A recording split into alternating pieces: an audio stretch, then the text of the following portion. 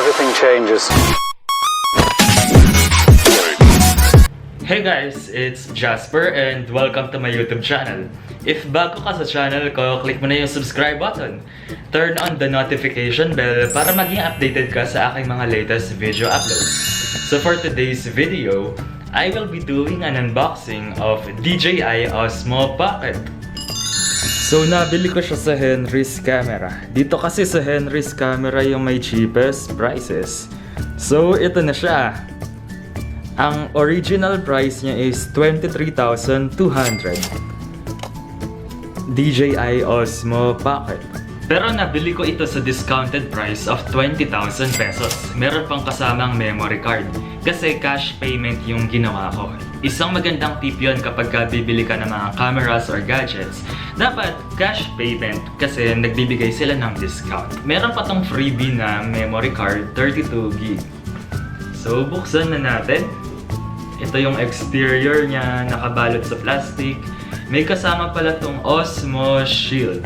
So sabi dito, meron itong 2 years of DJI OSMO warranty and one-time free accidental damage repair service. Buksan na natin. So yan. Open na natin. Ang hirap naman magbukas pag isa lang yung kamay. Ano ba to? Ito yung pinaka-device eh. Ganito na nga lang ang hirap pag isang kamay lang yung gamit. Ano ba to?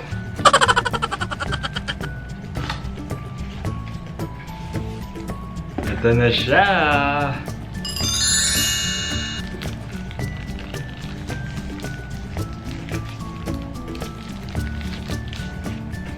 Grabe, ang liit lang niya oh. Sinlaki lang ng point finger ko. Ito yung pinaka-case niya. Check muna natin. Ito yung isang kasama. Ano kaya to? Nagre-record ba? Oh, ano to? So, meron siyang kasamang... Ito yung pang connecta sa phone eh. Ito yung pang iPhone. And then, ito yung Type-C. Ano to? Ito yung wires. Meron pang kasamang strap. Pang charge. Anyway, balik na tayo dito sa mismong camera. Grabe, para lang tong ball pen or parang Swiss knife. Ang ganda oh. Paano ba to? Ayan, so nakikita nyo yung lock niya. Ito na siya. Yung mukha ko yun nasa-zoom. Grabe yung G7X ko, naglolo ko na. Ba't yung mukha ko? Ayan o. So tatanggalin natin to. Ano kaya to? Stopper lang ata to eh. Ba't sa mukha ko nagpo-focus? Tago muna ako. Dito ka mag-focus. Ba't ayaw? Ayan. Ito yung screen niya. Anong sabi dito? So, kailangan ng Mimo app. Nasa phone ko. So, nag-download na ako ng Mimo app dito sa iPhone ko. Ito siya. So, ito yung dinownload ko. DJI Mimo na app. So, may ganyan-ganyan. You are welcome. Agree. Okay. Okay. So ito yung application niya. Pero bubuksan ko naman ata muna to. Sabi kasi dito, when using for the first time, follow the steps in the DJI Mimo app. Bubuksan ko ata muna to. Saan bang bukasan nito? Hindi ko alam. So nangangapa pa ako kung paano. Alisin ko muna tong screen na to, nakakagulo. So ito yung charger.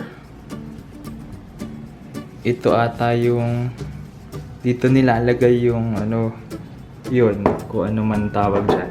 Yung pang connecta sa phone. Tapos dito yung memory card.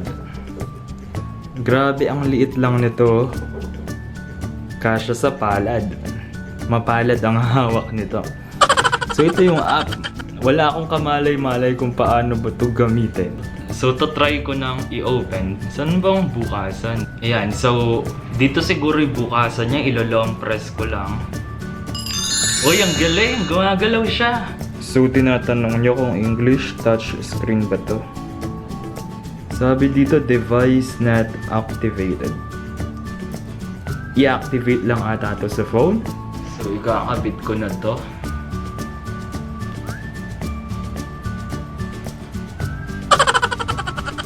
Para sure, manunod mo na ako ng tutorial sa YouTube. Pinakawalang kwentang nag-unbox naman to, hindi marunong. So after ilang years, na-activate ko na rin. Ayan, nag-a-activate na. Yay! Activation success! Paano na next? Tagal naman. Ayan, update success. Done. Ba't wala? Kasi... Ayan, meron pa palang plastic. Nagtataka ako, bakit ang labo? Yung pala, tatanggalin mo to. Kasi ganito lang yung lumilitaw. Parang blurred. Anong klase ba naman to? Yung pala may plastic. Try kong ikabit. Hinga. Video. Ayan. So, ang gulo kasi nung pag-unbox ko kanina. Anyway, ito na siya. Na-set up ko na mula dun sa DJI Mimo app sa phone. And then, ngayon, tingnan natin. I-open natin. Tingnan natin kung gaano siya kabilis mag-open. Long press lang. Diba? Autofocus. Ayan. So, yan ang itsura.